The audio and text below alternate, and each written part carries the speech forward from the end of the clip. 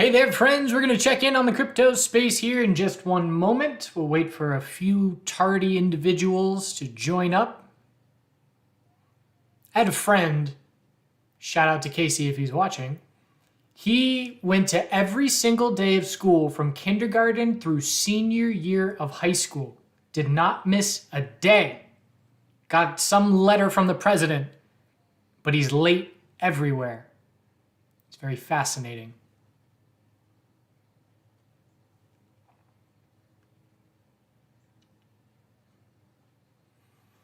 Hey, Dark Cryptid from Portugal.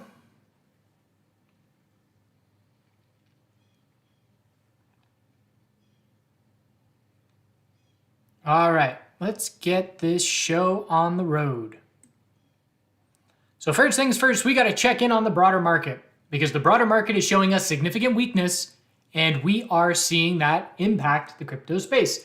So as I posted on Twitter today, I'm paying attention to the NASDAQ more than the S&P 500 right now because the NASDAQ is weaker than the S&P 500. The S&P 500 has different sectors, such as the healthcare sector and utilities and things like that, which are helping keep it stronger than QQQ. And just an example, right now, SPY is down 1.27%, QQQ down 1.77%. And we are seeing Bitcoin more correlated with the tech sector and the NASDAQ during this weakness. So I'm paying attention to the NASDAQ futures chart. NAS100 USD is the free ticker on TradingView to be watching. So with this pullback, we know we're scouting weekly higher lows in the market, but the retracement size at this point on the NASDAQ is now 50% plus. So hopeful bulls were initially looking for a bull flag. It's a bad line. They were initially looking for a bull flag to try and see a weekly continuation move. At this point, bulls are just hoping for a weekly higher low and an equilibrium. And it's possible that after the significant volatility that we've seen to start this year in both directions, we may be in for weekly equilibriums in a bunch of places, which would have trading slow significantly down April into May. Perhaps even just slowing down over the next month because early May we've got another FOMC meeting. And it wouldn't surprise me if we tighten up over the next 4 weeks until then. So what we would need to see is signs that a weekly higher low is shaping up. Then we've got space for a weekly lower high. And Bitcoin is very similar to the NASDAQ. And we can see today, with today's trading, we've just been in full bear control. We had a bull move from 12:30 Eastern to 1:15. What's Bitcoin done? From 12:30, there was that bull move right there, but we can see we're even weaker. We're dropping to fresh lows on Bitcoin. And that shows me that we have a bearish correlation with the weaker sector of tech right now. So bears are in complete control in the short term of Bitcoin. And on this pullback, let's compare the weekly time frame and the retracement size here. We are looking at, on Bitcoin, a retracement size of about 55%.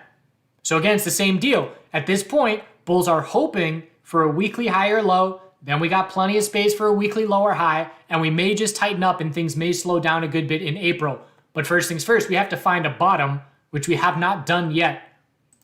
Daily RSI is not oversold. It's in the upper 30s. 12-hour RSI is just now getting oversold.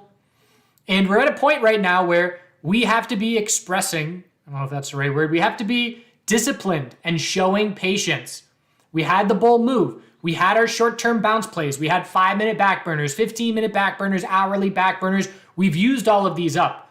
Once you see that first hourly oversold and then we bounce and then we drop to hourly oversold again, that signal is much less useful to me. Now we've seen the 4-hour RSI already bounce multiple times. We already used up that first 4-hour oversold bounce back here at 44,000. We got a nice bounce out of it, 7% or so. But every 4-hour oversold you see from there on the same pullback becomes less meaningful. So now we're just continuing to zoom out. And I will be interested in daily oversold because we have not seen that since we bottomed at 33,000. But it requires patience because if I just keep trading every hourly oversold bounce, I'm going to be underwater very quickly because we are in a downtrend on the daily time frame. Things have changed. It's a different market environment. How I trade hourly oversold bounces here cannot be the same as how I trade them here because it's a completely different market environment. And if I am doing the same trades, I am going to lose money. So we have to recognize the shifting market environment, and doing so, we can do so with trends, daily lower high and lower low. Okay, that's our first daily downtrend in a month plus. So we need to be changing our trading style with that. And not only that, the daily trend is our guide, but again, RSI levels are our guide. And if we've already used them up, I'm way less interested in playing that bounce. So right on cue, one of our ebooks that we put out recently, Practice Patience with Trading, free ebook, check it out. Have that sent to your email if you are struggling with patience. I have had zero urge to make any cryptocurrency trade aside from right now, which I'll talk about an Ethereum bounce, but have not played any bounce attempt since 44,000 broke. Remember, I stopped out when 44,000 broke because the daily downtrend confirmed. I've not made one bounce attempt in the last 6 days. And that is showing patience because we're not seeing things that I need to see to be interested in a bounce. The only reason I would be looking for a bounce is if a bunch of time frames are aligning in extreme RSI levels. And that's essentially what the Super Stack alert is in the Trader Pro platform. Why is Bitcoin not firing off a Super Stack oversold bounce on the 4-hour time frame right now? We look at the 4-hour RSI and it's beat up. It's in the mid 20s. The answer is the Super Stack alert is when all time frames under it, so if I'm looking for the 4-hour, that means 4-hour, hourly, 15-minute, 5-minute, are all extreme at the same time. And if you are not seeing that, it's not going to fire off. So what's happening right now is a 15-minute grind down. Look at the RSI. 15-minute RSI has been going up for the last 4 hours as the price is going down. Some traders look at that and say that's a bullish divergence. And yes, it is. I personally don't trade with divergences. It's just not one of my trading styles. It doesn't mean it doesn't work. It doesn't mean don't do it. It just means it's not one of my factors in taking any trades. So I don't care about divergence personally. But I know that this divergence is keeping the 15-minute from getting to extreme conditions. That's why the Super Stack 4-hour is not firing off, because the 15-minute is not getting into extreme RSI levels. I've said it many times, but my aggressiveness as a bull playing bounces directly matches the aggressiveness of bears. I want the waterfall flush. I want the free fall 10% drop in 3 hours. That's the bounce that I want to play because the V-shaped recovery is usually very worthwhile. You clear out the order book. This is not that. This is a slow grind down. And every little bounce that we see cools off short-term RSI levels and it allows for another leg down. So long story short, before we continue going through our technical analysis here in all these names, we are being patient with the free ebook giving us more information about being patient. Just posted that in the chat room and I'll post it in the comments of this video. And that tells me the alerts and the signals that I'm looking for are longer term time frames. I don't care about hourly hitting oversold conditions right now. I care if the 4-hour, the hourly, the 15-minute, the 5-minute are all under 25 RSI, then I'm interested because I know a short-term bounce is likely coming in the near-term future.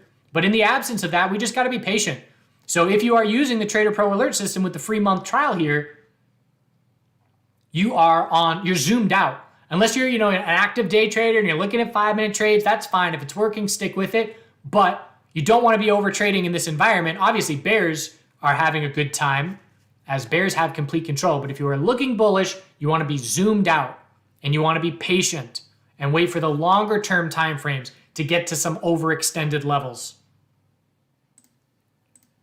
Plug in the link here for the Trader Pro free trial as well if you haven't checked it out yet. We got a couple more weeks on that, but free trial is the code. And at this point, we're watching for 4-hour Super Stack on the alert system, or other individual altcoins that have been stronger can be looking for different signals as well. Like Luna's coming off the all-time high, but still I would be waiting for a 4-hour Super Stack if I'm looking to play a bounce on Luna. You can see the hourly has fired off a couple times. It's leading to some weak bear flag bounces. Little double bottom to keep an eye on. All right. So Bitcoin, bigger picture, could this be a monthly bear flag? Absolutely. Why couldn't it be? It can definitely be a bear flag. We knew as soon as this bounce got going, we need to be cautious of that being a head and shoulders or a monthly bear flag or whatever you want to call it. That is on the table as a possibility. In my opinion, if we're going to see that confirm, it would likely be in the form of a weekly high or low, fail to break the high of where we came from at 48,000, confirm the weekly downtrend, and then your probability for a bear flag increases massively from that point. So we are scouting a weekly high or low as the most likely scenario here in the short term, but then we got to be cautious of a weekly lower high being the result of that bounce. And there's a significant amount of downward pressure on the tech sector, which again is impacting the crypto space. The dominance chart, actually let's zoom in a bit on Bitcoin. So we know the next time we bounce on Bitcoin, we're watching just for a 4-hour lower high. The hourly is a little bit less clear for me. We're setting these little lower highs on these 15-minute bounces. So very clearly, if we don't get over 15-minute EMA 12 resistance, we're not going anywhere on a bounce. So that's the short-term guide that we are keeping an eye on. Keep it simple. Once I find something that gives me clarity, that's the time frame I stick with. If I'm looking for a bounce, I make that statement. It's the 15-minute EMA 12 that is the guide here. And if it has not broken, I have nothing to change about my analysis. I don't have to keep scouring different time frames and looking for divergences and hidden clues. It's very straightforward and simple. Once we break the 15-minute EMA 12 resistance, then I can zoom out, scout a 4-hour lower high, measure the retracement. Is it a big enough 4-hour bounce to attempt and shape up an eventual trend change? But one time frame at a time, and right now the 15-minute is a very clear guide. We're looking at 40,000 psychological support. 40.5 is a level that did just break. 40.1, we'll just call it 40,000, and then 37.5 is the next major level from there. The dominance chart is tightening up on the daily. Remember our tightening weekly range. We're scouting a weekly high or low here. And if Bitcoin keeps dropping, and if altcoins keep dropping faster than Bitcoin, a weekly high or low is going to potentially form. For a continued equilibrium, we'll look for a bounce with anything under 44 to be a lower high. But again, I will be very interested when this weekly equilibrium breaks. But for now, we're just watching for a weekly high or low. And the dominance needs to change this daily trend here with a break of 42.22. And again, that's just a bigger picture clue. And if it's going to be a monthly bear flag on Bitcoin, this is likely going to break bull, because that's going to show us Bitcoin getting ugly and altcoins getting uglier, and dominance will go up. If this tightening range breaks bear, it is likely our monthly lower highs are not set, and weekly higher lows and higher highs on some of the weaker altcoins have confirmed. So I would probably be able to tell what the crypto space is doing only looking at this weekly chart when the break occurs. But we'll see. As a tightening range continues to tighten up, we will be all over this break when it takes place and talking about the different implications of what that break means. So Ethereum, I am playing a bounce right now. So I talked about my patience. Okay, so this is me being very patient. If you give me an hourly RSI down approaching the low teens, I'm interested, because it was 4-hour oversold and that hourly was crushed. And the 15-minute was pretty beat up. Again, it did cool off a bit on the way down, just like Bitcoin. But one more factor was ETH BTC holding daily support at this point.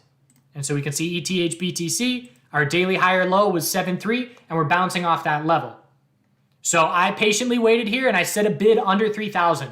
And if you've been watching my content for a while, you know that I like playing bounces when there's a climax with a psychological level breaking. If we're in extreme oversold conditions and then we get that climax break, I look for that to flush out the last of the longs, and I look for bulls to buy that break. So I just set an order under 3,000, and it got real close. We actually broke 3,000. We missed filling my bid by $3, and then it bounced. Didn't move my order, didn't market buy, just said it's either going to fill it, the trade's either going to come to me and fill that order, or it's not, and the trade will get away. And that's just fine. I won't lose $1. It'll just be a missed opportunity. So at this point, I've got a a fill at 29.91, and I am going to look to ideally exit partial on an hourly lower high.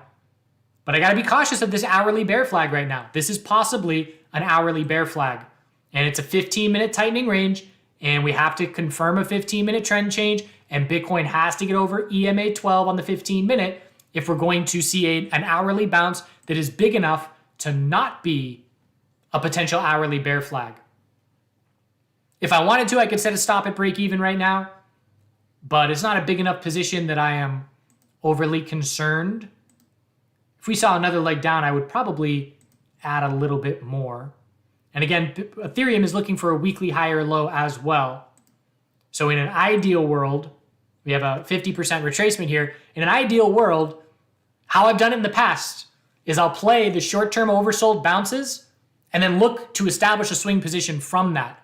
So do I think that this break of 3,000 is setting a weekly higher low? No, that's very low probability, but it's possible. Let's say it's a 20% chance that our weekly higher low is forming right now. And again, I don't have anywhere near enough information to make that statement because we're in a downtrend on all these time frames. If we start changing some trends, probabilities will shift a bit. But as of right now, it has very low probability that this is going to mark our weekly higher low. But if I make an entry at 29.91 and I sell half at 30.40, my break even will just include some fees. My break even is down around 29.50. I can set a stop at 29.50, break even. If this is our weekly higher low, I nail it with a great entry. If it's not, I stop out, back to all cash, don't lose $1, and then can reassess the situation from there, still looking for the weekly higher low.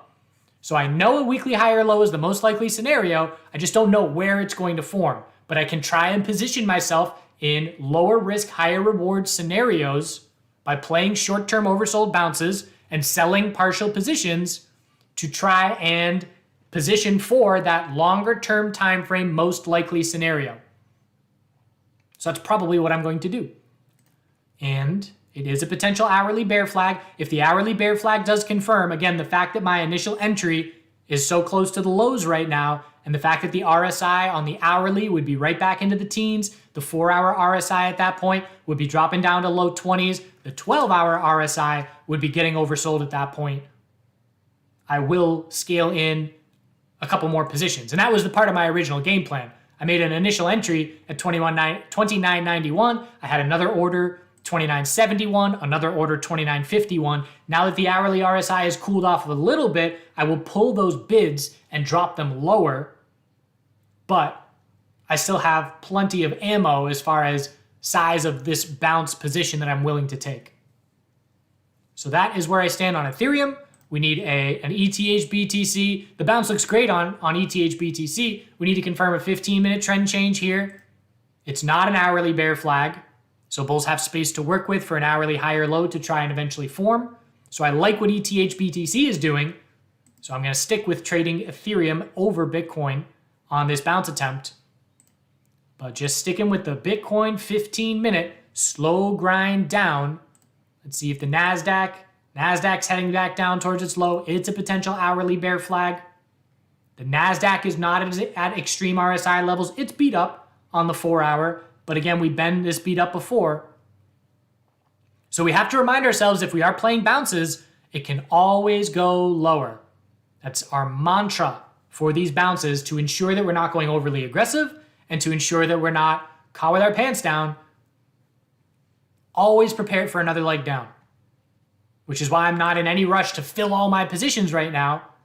I will wait. If we see another leg down, I'll fill more positions. If we don't, I'll have my smaller position, but at least it will be essentially very quickly profitable, and I can maneuver from there. I'll get back to the chat room in just a moment. Let's do a couple more coins here. So Litecoin LTC BTC. We talk about Litecoin a good bit with the chart guys in our chat room, and at this point, it's just the bear play. As long as LTC BTC is this week, bulls that, if I've got a bull position in a name that has a bull correlation, previously it was Luna, whoever is the flavor of the week to be bullish, I want to find, if I'm going to try and hedge it, I want to find the weaker name to be looking bearish on. And right now, LTC, BTC is attempting a weekly double bottom. So momentum may shift a bit, but as long as the daily lower highs keep forming, you want to be long names that have uptrends in their BTC pairing and short names that have downtrends in their BTC pairing. And Litecoin has a monthly, weekly, daily downtrend in its BTC pairing. And as long as that is the case, that means it is a good bearish play as a hedge. So really, just watching this double bottom on the weekly, and if it holds, that will change. That will no longer be the easy short play, but keeping an eye on it. Another thing I'm watching on Bitcoin, if this 15-minute drop continues, a break of 40,000.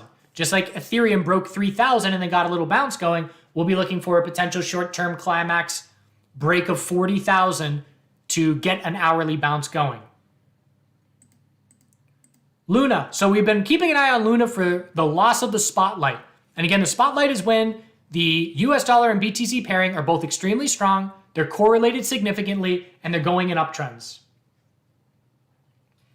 So that has faded significantly. We had a rising wedge break bear. We are now in a waterfall drop with a lower high every day for 6 days. We very quickly went from the darling of the bulls, Luna, up at all-time highs, to now, again, not seeing any of these bounces follow through. First hourly oversold conditions did not mark the low. As soon as that happens, that's your red flag. Okay, hourly oversold bounce, let's go. Sideways and then another leg down. Uh-oh, things are different. Changing market environment. So we're now looking for a weekly higher low on Luna, but the Luna BTC pairing, it's all about this weekly support. We have an equilibrium. We have the all-time high, a weekly higher low, a weekly lower high, and now we're trying for another weekly higher low. So we may get another solid bounce out of Luna here as the BTC pairing bounces with it. You can see we have an hourly trend change attempting to shape up. We're tightening sideways, need the break of 87.66, but we got to be cautious of a daily lower high. I believe bears will be waiting for daily lower highs on Luna on both pairings. A lot of space for both pairings to set a daily lower high. And the big question will be, does does Luna BTC break this weekly support level and lose the weekly uptrend? That's going to be very telling for us as far as whether Luna is now out of the picture. Again, remember how these cycle goes. We get a coin that stands out, whether it was the metaverse names for a long time. They stand out as our lead bulls, and eventually that spotlight fades and they are no longer lead bulls. And so we're watching that potentially develop over the last week in Luna. We are going to look for one more daily bounce here as long as that BTC support holds. But if it results in daily lower highs and lower lows, then Luna is going to significantly shift as far as how I view it in my mind as a trading instrument. The spotlight will be faded. All about that BTC pairing, nice and tight, nice and clear. Last video, when we checked in on that note, I talked about how the hourly oversold needs to mark the higher low. Look what DOGE did last time we checked in. Where's the... Just pulling up the alert here for DOGE. So we were watching, does hourly oversold, does the back burner on DOGE here, does that mark our hourly higher low? Or I should say our longer term higher low. And it did. We've given it back now, but it did. It held. And then that support held. And then we got some solid follow through. Now that that level has broken, we know it's a clear shift in the market environment. It's a daily downtrend confirming. But we got a solid daily bounce because that hourly oversold did not break the low. And again, if you go back and look at Luna, it hit hourly back burner, traded sideways, weak bounce, and then another leg down.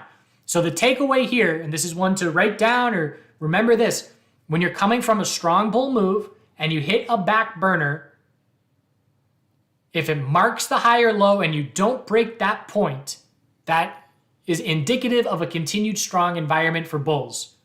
If you then bounce and then break that level, you know the market environment is shifting.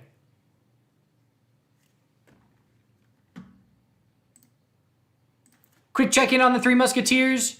So weekly consolidation significantly underway for all these names. And again, the probabilities of weekly trend changes is dropping as our retracement size grows. We are now at golden pocket retracement.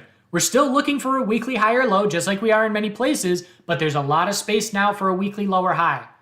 ADA can set a weekly higher low compared to 77 cents, bounce 20%, and still form a weekly lower high.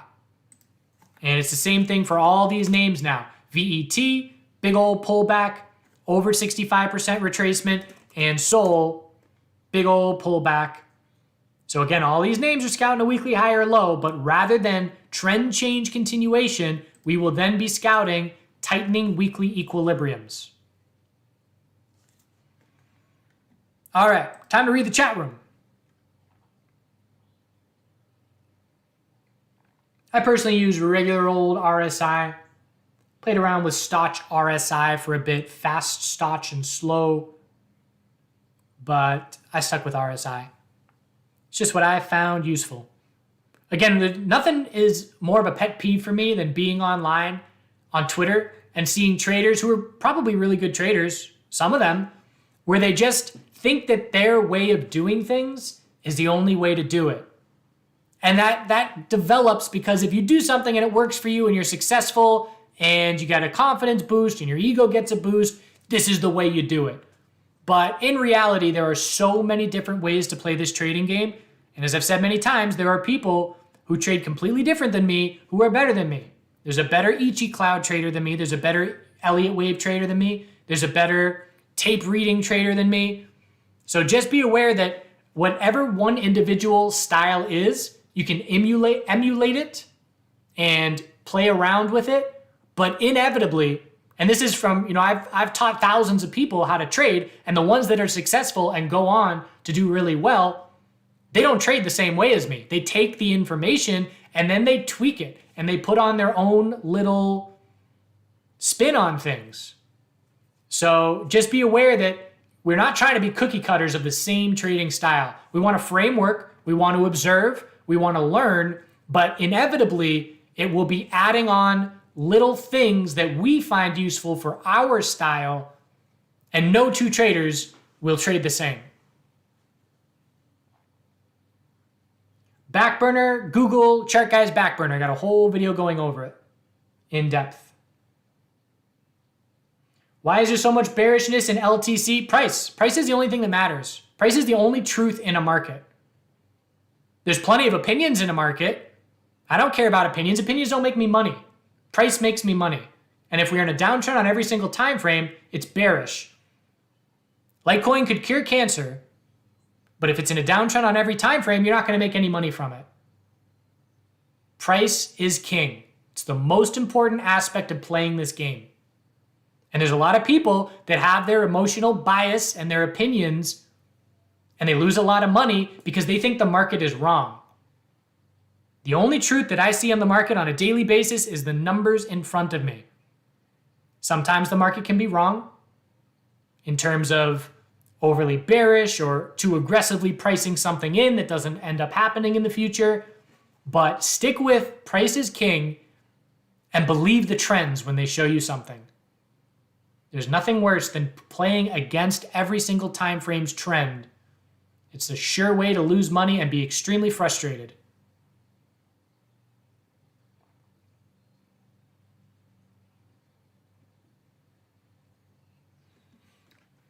Near USDT. I care more about the BTC pairing. So I can see it's holding well, looking for a daily high or low.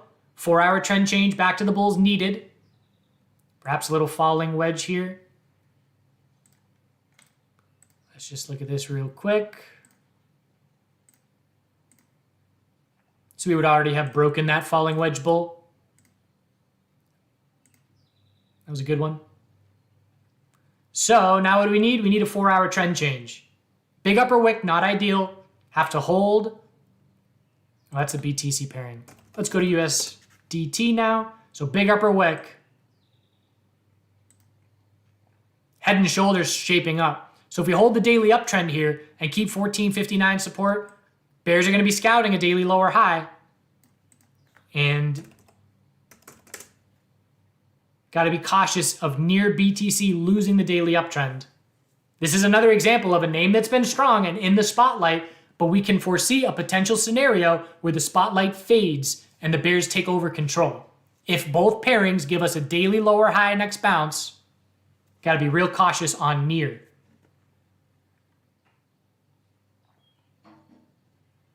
Do I ever get affected by ego boosts? Absolutely. There's no such thing as eliminating your ego. There's just becoming aware of it. And I'll feel it. I'll feel it when I'm in my flow state. I think I posted somewhat recently on Twitter, maybe a week or two ago, just recognizing red flags. I can feel my ego boosting. I'm nailing trades for a week in a row. I can feel it. I can feel the overconfidence. And there's only one way that ends. And so if you recognize it as it's happening, then you are able to mitigate the big loss that usually comes after that ego boost.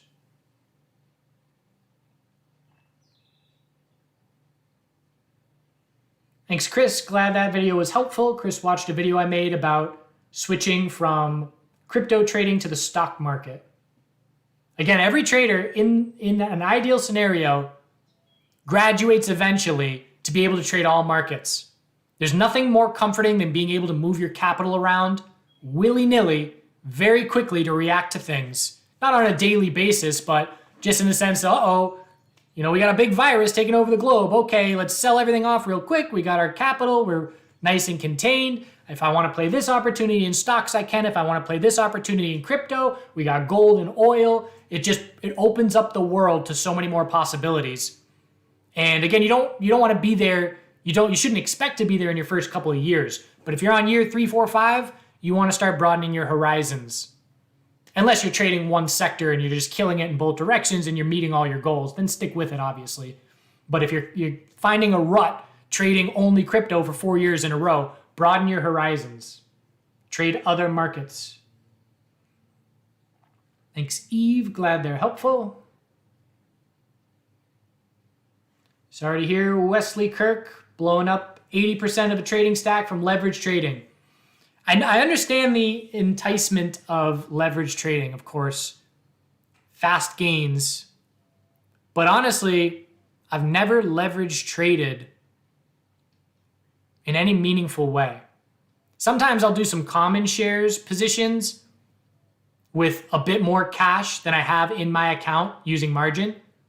But I've never come anywhere near blowing up.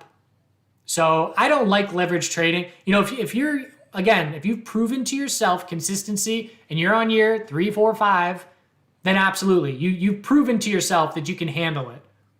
But I think leverage trading should be outlawed for anyone in their first 3 years of trading. It's just such a it's taking a hard game and it's shrinking your margin of error to razor thin. It's just a matter of time. You can have 10 winning leverage trades in a row, and it's just that one time that blows it up. We've had people, I've taught people that I have said, this guy's got it. This guy gets it. And I want to recruit him. I want him to be a TheChartGuys moderator. I want him to be a TheChartGuys mentor. I want to mold him to be a first mate. And over the years, to be able to take some work and to create content for us, and then that individual blows up their account. They had everything, but they didn't have that discipline, and then they're out of the trading game. It soured the experience for them. And it's just, oh man, there was so much potential there. Without the leveraged blow up, that individual could have done this for a living if they had stuck with it and stayed patient and stayed, on a 5-year path rather than that one trade taking you out of the game. It's such a shame.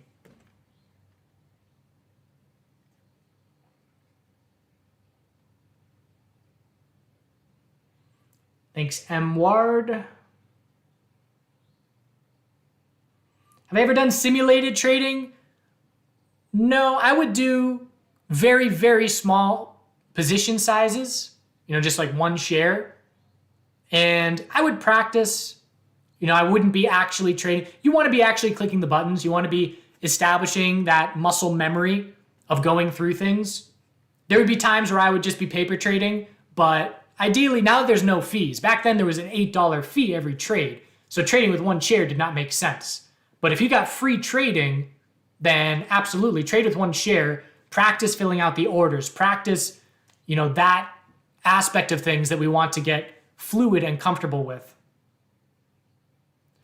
Do I ever look at inverse charts? No, but I don't have any problem putting on bull glasses and then putting on bear glasses and viewing it from both sides. If you do have that problem, absolutely use inverse charts because they give good information.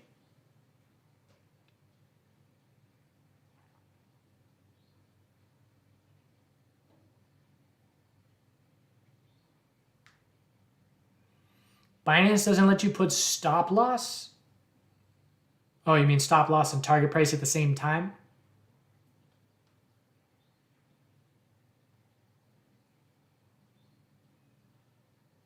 If you want to mess around with 20 bucks on leverage, that's one thing. But if you are risking your capital in your account and it goes to zero if you're wrong,